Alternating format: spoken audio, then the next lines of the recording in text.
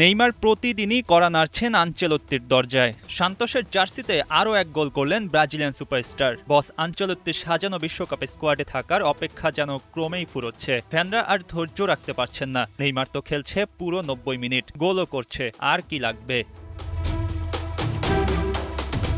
Copa সুদামেরিকানার ম্যাচে রেকোলেতার বিপক্ষে মাত্র ৪ মিনিটেই গোল করে বসেন নেইমার। সতীর্থের দারুণ এক অ্যাসিস্টে প্রতিপক্ষের ডিফেন্সের চাপ সামলিয়েছে শরীরটা। নেইমার পা ছুঁয়ে দিয়েছেন, বল জড়িয়ে গেছে সরাসরি জালে। গোল করেই সেই পরিচিত সেলিব্রেশন আর ছুটে যাওয়া সমর্থকদের কাছে। এই সমর্থকদের ভালোবাসাই তো তাকে এখনও উজ্জীবিত রেখেছে।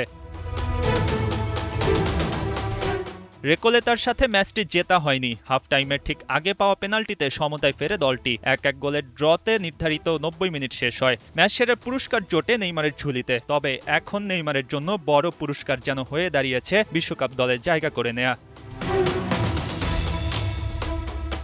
কোচ আনচেলত্তি বারবার আশার কথা শোনাচ্ছেন, আবার একই সাথে বলছেন শারীরিকভাবে সুস্থ আর ফিট ফুটবলাররা ছাড়া তার দলে কেউ জায়গা পাবে না। নেইমারকে নিয়ে আশঙ্কা তো ওই একটাই, চোটে জর্জরিত এই তারকা মাঠের ফুটবলে ফিরেছেন খুব বেশি দিন হয়নি। এখনও শরীরটা রিদমে আসেনি, তবে পজিটিভ বার্তা দিচ্ছেন নিয়মিতই। ৯০ মিনিট মাঠে খেলছেন, গোল করছেন বা গোলে অবদান রাখছেন। পুরো মাঠ দৌড়ে বেড়ানো এই নেইমারকেই হলুদ জার্সিতে দেখার অপেক্ষা।